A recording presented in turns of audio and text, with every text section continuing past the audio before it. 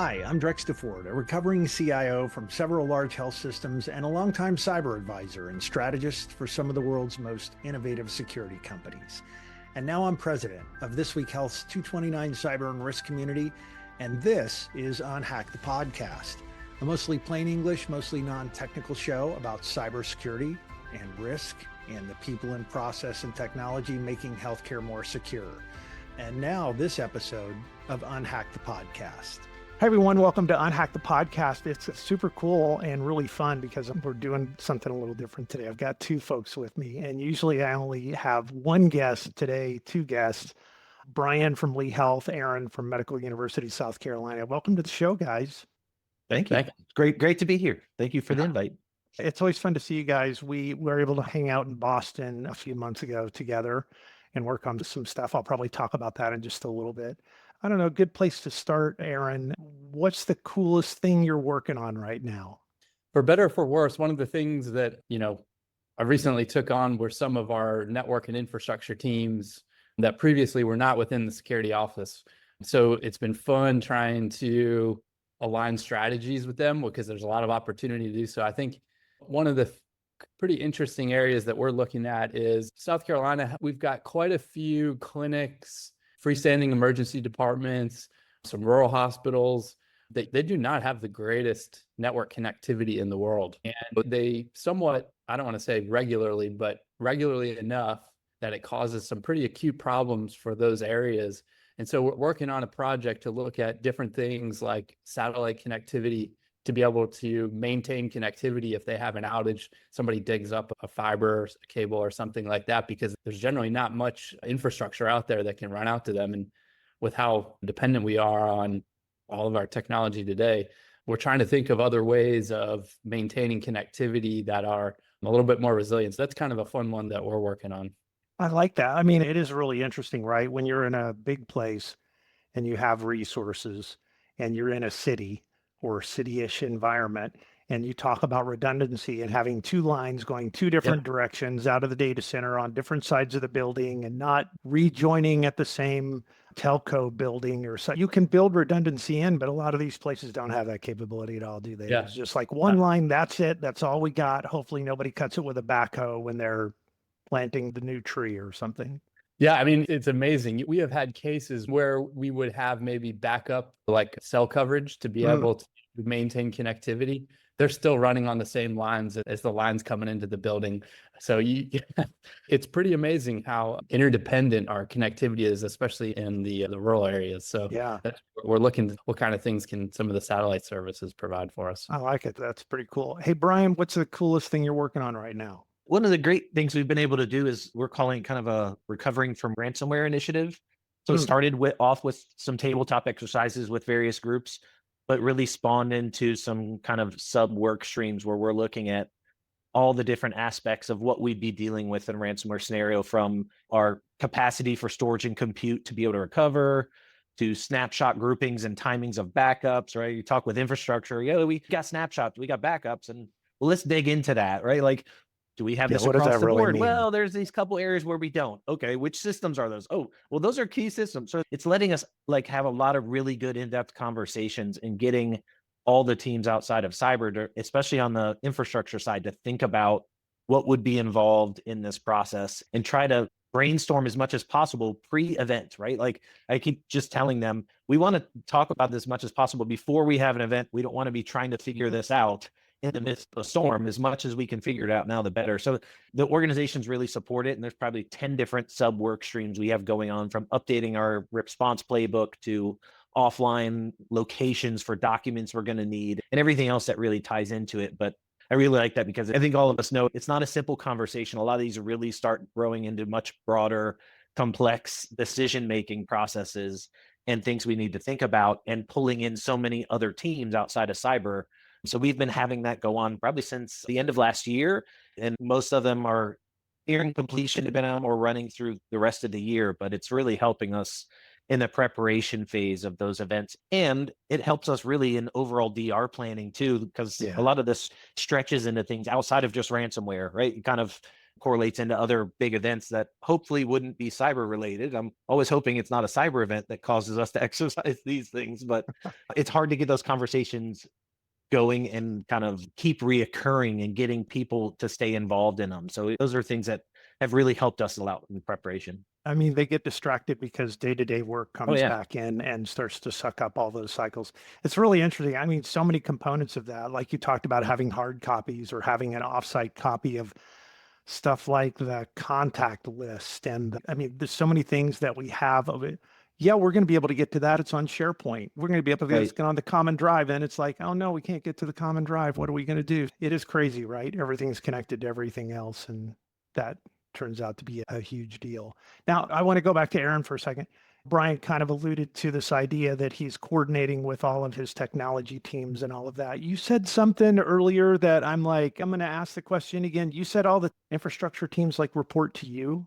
Yes. Yeah. We pulled so hosting infrastructure team, networking team, endpoint engineering team, we sort of merged in with the security office. So we distributed some of the roles across those teams. So for example, like I used to just have firewalls, right? Now my firewall team is embedded with the networking team. And it's like, okay, guys, we've got a really big network project going on, and it's going to include some additional network segmentation using different architectures that are much heavier on the networking side. And so we're like, all right, guys, now we got similar outcomes. Now we got things we can work around. Like, let's get you guys on the same team, because we end up bumping into each other. Every time there's an issue on the network, it's like, all right, call networking, call firewalls. And they're working together as it is. And now we've just got like really strict alignment with them. So really excited about some of that. Certainly brings in some new areas that I didn't have oversight for before.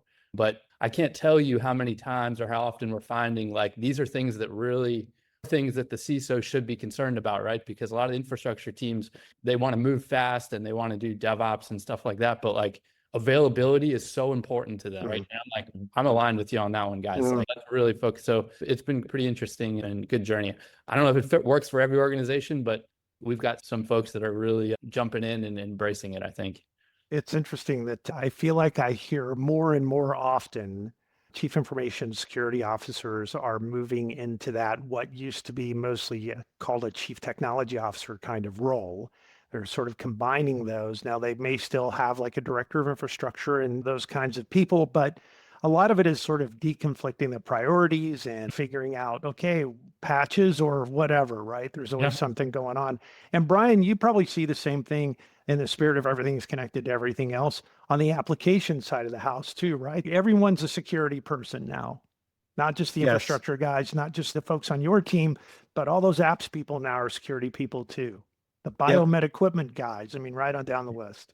Yeah. And that's fun, right? Because it was hard enough getting them to be IT people some of the times, let alone now they need to be security people on top of it, right? Like app support folks kind of knew apps. They didn't always know the infrastructure. So, but yeah, it's all interconnected. And I think that's really where everything's going, right? So much of it is layers above the hardware and kind of virtualization layer. Now it's all app and security and processes and integration of all these different systems. That's where all the resources are at. That's where so much of the team focus is spent now. Yeah. And software as a service and all those third-party relationships.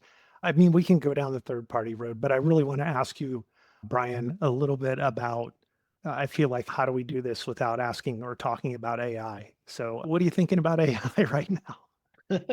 I'm thinking it comes up about every day for us. So we started a whole kind of AI subcommittee type thing where it includes myself and our CMIO and a lot of different organizational leads and business owners to kind of talk through, because so many people are looking to implement solutions. So at least it gives us a central channel and funnel for these to flow through for us to look at and say, is this really AI? Does this make sense and align with what we want to use it for as an organization? Of course, does it have the proper security measures around it from my viewpoint? But it's really coming full speed. So recently, one of the key topics is Copilot, right? And we're in the process of doing an evaluation of Copilot. But the automation of AI is really what scares me, right? Because to me, it's that whole RPA, the robotic process automation on steroids, right? If you start giving AI the ability to just automate and do tasks, right? The next thing is now they're going to want these accounts to have tremendous amount of access in the organization, and no one's really going to know what it's going to do. And somebody could easily tell it to do something that we don't really want it to do across the board. And how do we protect against that? We're like right on that line, because it was generative AI was the big key. And now it's how do we use it for automation? And that's where we're going to get hampered, right? Because before it's protecting the data, now it's how do we protect our entire network from doing something out of bounds with what we would want it to do? Well, let's ask Aaron and see what he's come up with. I mean, you're totally right. We see this continued growth phase through sort of like, we had Google and then we had ChatGPT, which was kind of just like a fancy version of Google. That's how people sort of used it. But now they've turned these things into agents and they're loading things up there and giving them perspective and then asking them to do particular kinds of work. We're doing a bunch of that stuff here internally too. It's kind of cool and very interesting. And with everything that I do, I'm always like, oh, that's really cool. But my next breath is always like, and oh crap, what unintended consequences are going to come from that? Aaron, what are you guys thinking about AI? I could not agree with Brian more. I mean, we're kind of on a similar journey in terms of we have a group that looks at new AI platforms. And the message that I've been given is like, look, to some extent, it's no different than anything else. They have certain platforms that are authorized for certain types of data. Here's the sort of controls we put around it. But that has been in a lead up to what hasn't quite occurred yet, which I'm very wary of when it does start coming more, is more of the automated autonomous agent stuff. That is where my head is concerned, because you're probably going to have shadow AI agents, right? Like shadow IT that people are using to do their jobs, and they give them their identities, and who knows what they are going to leverage them for within our environment. I mean, heck, in the security office, right? We want to use AI. We want to do remediation faster. We want to isolate things faster.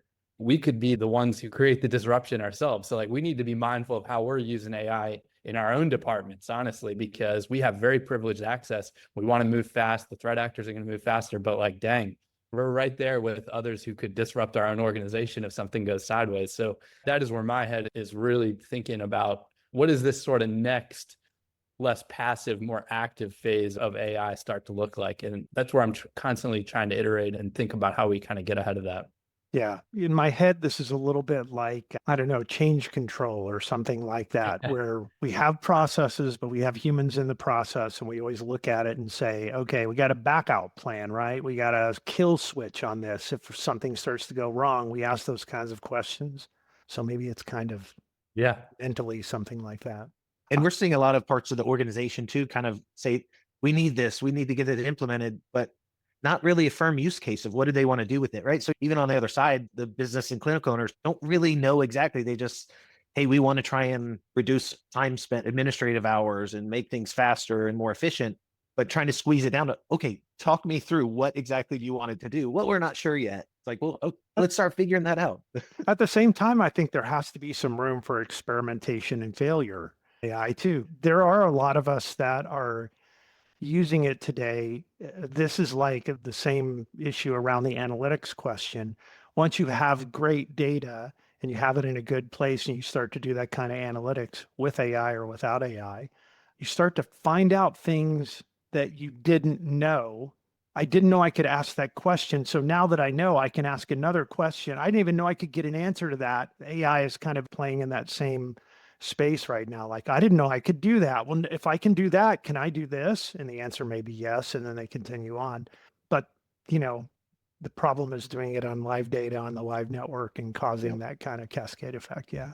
Brian, you've also done some pretty cool stuff on talent recruitment and retainment. We talked a little bit about that in Boston, but tell me more about where you're at with that, because I know you've made some progress since we were all hanging out together. Yeah, so we got actually about a year ago, we got approval from the organization to add quite a bit of staffing to our both cyber operations and GRC functions. So then we had the hurdle of actually hiring those folks.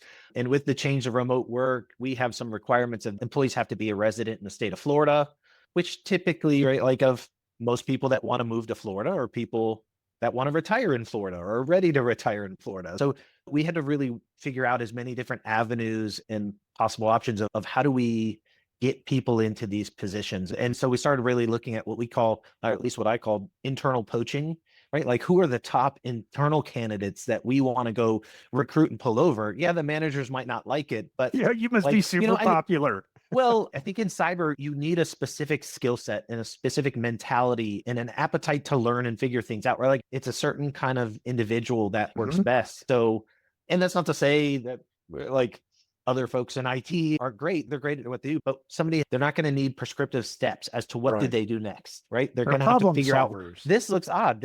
Why is this the case? And know when to call it and kind of say, let me not spend more cycles on something and go down a rabbit hole that wastes time. Right? Those are hard things to do. And you also need a good understanding of the infrastructure to be able to do that. So internal poaching has helped us identify really good candidates and bring them over, relationships with local colleges and universities. So that's something I've kept going, and being able to talk to the professors there and say, who are your top students, and talk with the class and offer mock interviews. And actually through a mock interview, we had an individual, one of the students, who she did terrific on the mock interview, enough to where me and the manager said, you need to apply for this position right now, because we're going to interview tomorrow for it. Like, we want to hire you. It was just one of those, with that relationship, that allowed us to find somebody who would just be a great fit for the team and other communications with other healthcare institutions, right? Because usually somebody else knows somebody in the area. If you're looking for this skill set in cloud engineer, hey, I know somebody that happens to be looking for a job and they're in Tampa or Miami or something like that. So that helped kind of connect some of those candidates to us to be able to fill those positions. It's a lot of different avenues and then at the same time, you got to kind of keep them going and keep those stokes in the fire, because great, now our positions are filled. I don't know when the next one's going to come, but I want those ready to be able to have that pipeline feed in as soon as the next opening comes about too. Yeah. So internal poaching, go to the universities and community colleges and ask questions, work your network. And then the other issue about this is, if you have a full team, you also have to figure out how to make them happy about being here and give them interesting work, right? Oh, yeah.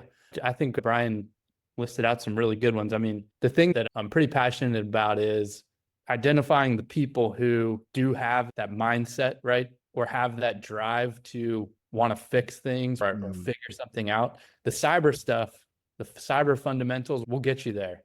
But if you've got the first part, like, come on, let's go type thing. So cyber is a really fun domain for being able to like introduce people to a whole lifetime's worth of learning and stuff like that.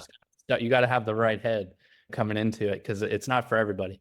All right, here's my old CIO tip. When you're in an interview with somebody and at some point they tell you that they were a bartender in college, that person probably has a lot of the skills that you're looking for, right? Relating to people, being able to solve problems, breaking up bar fights, being able to handle money. Managing a lot of stuff. Oh, yeah. Exactly. Yeah. So anyway, that's my tip of the day for you on hiring good or interesting people. So Aaron, Charleston School of Law. So I'm sure when you went into law school, you're a lawyer. You went into law school, you probably went in thinking, my ultimate goal in all this is to become a CISO. 100%. How'd that happen? How'd this happen? Well, the long and short of it is that while I was in law school, I started my information security career. And so I was in law school. I had started working in information security, and I started talking to a few mentors of mine and stuff. They're like, you know what? There might be something there. Information security is getting kind of important. And there might be a nice Put these things together. Yeah, the law, one day there might be some opportunities there. And so I was like, well, it's kind of fun to sort of explore new things and see where they go. And so I just stayed really close on information security, stayed close on technology while I was in law school. And eventually, once I got out, did some healthcare compliance work and some telehealth work and some privacy work and information security. I kind of stayed close with the information security office here at MUSC, and eventually an opportunity came up that I decided to jump on. And I remember getting hired. I was like, are you sure you want to do this? Like, my experience in leading is not as extensive as some of my security and legal background. I don't know, give it a try. So I did, and I've been doing so ever since then. So it's been a fun journey. Nice. Brian, no law school. No. Either. I didn't go to law school. Aaron, making us look bad. At some point, though, in your career, you were doing something and you got on this path. How'd that happen for you? I got my degree in electronics engineering, so not too much in IT related. Just happened to guys I went to college with got into IT and kind of got me a job in IT, and that's how I got started a long time ago. But moved up throughout kind of managing and directing the infrastructure side of IT, and just found it, for me, it wasn't challenging enough. The technology doesn't change as frequently, right? Every big things like virtualization and solid state drives, right? It's just, that's not all that frequent. So, and the late night calls. So Aaron, I don't know how you get any sleep owning security and infrastructure, but like that really wore on me quite a bit. And as I started having a family and stuff, I wanted to change. But security was something of like every day it's something different. You have to stay on your toes. You have to always be able to strike a balance with the organization too. It's not always a simple yes or no answer. There's a lot of conversation and back and forth to really figure out what's an acceptable risk. And I like that part of it. And our organization didn't have a security officer lead. So at the time I went to the CIO and said, I'm really interested in doing this. I would like to take on that responsibility, because he was that person on paper, and said, I'm going to take this on my current role. And at some point, I'm sure you will create a dedicated CISO level role, and I want to be considered for it.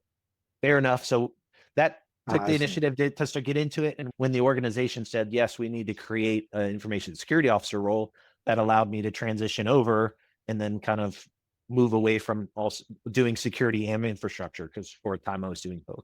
Man, you're right. This is the most interesting role in the world. And I say this all the time because I want to make sure people are really clear. I've never been a CISO. I've always been a CIO. I had security responsibilities, but I've never done your job. But having done what I'm doing now for several years, it is the most interesting job I've ever done. There's so many facets, as Aaron kind of alluded to, that once you're in the path, there's so many roads you can go down and so many new skills you can learn. It's just crazy. Okay, I could go on forever. There's 100 other things I'm going to talk to you about. Maybe you guys will come back on the show again at some point. But let's move to the lightning round. Let me see here what I want to ask you guys. Brian and Aaron, interesting names, but you probably have nicknames. Maybe you do, or maybe you don't. Aaron, you have a nickname? My high school friends call me Big A. My soccer coach used to call me Thunder Lips. I have no idea where that came from. So there's kind of a laugh for you. I don't know where in the world that came from. Oh, that's awesome. Brian, do you have a nickname?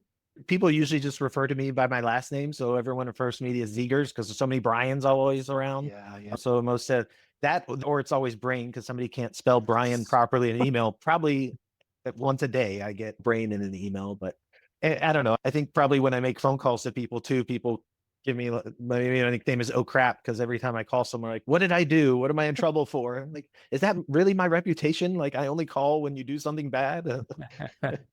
That's so good. I think that's true. When you have a last name like Zegers or a first name like Drex, it's really hard to get a nickname. So I don't really have a great nickname. Aaron, what fun thing are you doing this summer? My family, including myself, are headed to Australia in a couple of weeks. Oh, wow.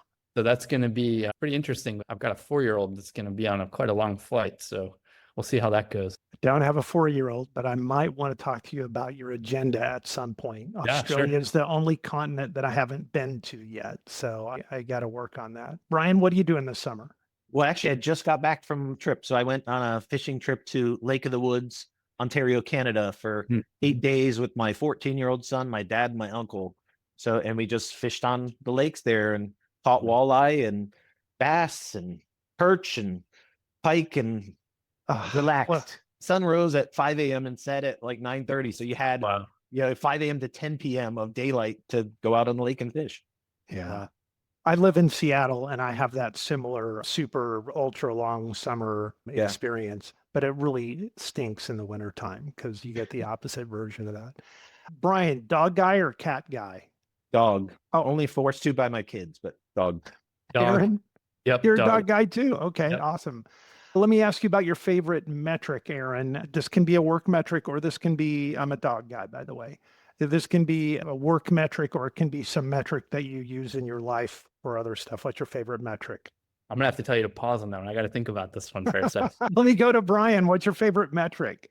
I guess maybe it's not a metric, but more of like a rule I go by of just, as long as the decision I make, I'm comfortable with, I can sleep at night. Because people always say, how do you sleep at night? And it's like, hey, as long as I know I'm making the right decision, I can live with the outcome, right? Because I know I made the right decision based on the factors, and helps me be comfortable and know, even if an event happens in the organization, I did what I could do, everything I could do to try and protect and prevent those type of things. But we know we can't ever do 100%, right? So we always kind of have that area of unknown that we're dealing with. Yeah, you and I have talked about this. Like, it's not necessarily that you made the right decision as much as you did your best to make the right decision. Yeah. Given all the information that you had, you did the best that you could. I think that's a great way to just kind of generally go through life. A lot of people agonize over perfect. And as we say, perfect's the enemy of good. Aaron, did you come up with something? Yeah. So we've got sort of some metrics that this is maybe a general statement, but we've got some metrics that we track, right? Like number of end-of-life systems, we have that broken out, and patching on critical. And you work really hard with some teams to change a process, or you deploy some new technology, and you can just wake up the next morning and you just see some of that stuff drop off or improve. And it is like the greatest, like hands in the air, like feeling, just to be able to see that kind of like quantitative impact that you can share with all your teams and stuff. I've got a whole bunch of examples of that recently where we did some small things we just hadn't been focused on for a while. We prioritize them, and it's just like, watch the metrics or watch the data fall off. That is just such a good feeling to celebrate with those teams. That's good. I love that. Okay, last one. Speaking of hands in the air, you're going to a big conference. There's going to be 1,000 people there. You're presenting. You're really excited about it. They ask you for your walk-up song. Brian, what's your walk-up song? Oh, you already know. It's Ice Ice Baby, right? Like we Love it. And everybody in my whole company knows that's my song. Anybody could answer that question for me. I love it. Aaron, what's your walk-up song? Gosh, there's a couple Led Zeppelin songs. I'll take a whole bunch of Led Zeppelin songs. Okay, we'll just put a mix together for you. All right, Yeah. Awesome. Guys, thank you for being on. That was super fun. I hope that we can do it again, and I'm looking forward to seeing you the next time we get together. Yeah, it's Absolutely. been a real pleasure. Yeah, thanks, Drex. Appreciate it. That's it for UnHack the podcast. I hope you guys are having fun. Stay safe. It's cybersecurity. Stay a little paranoid, and I'll see you around campus. That's a wrap for this episode of UnHack the podcast. Do me a favor and share this episode with your peers. And by the way, your feedback matters, so please subscribe and rate and leave a review wherever you listen to podcasts. I'm your host, Drex DeFord. Thanks for spending some time with me today. And that's it for UnHack the podcast. As always, stay a little paranoid. I'll see you around campus.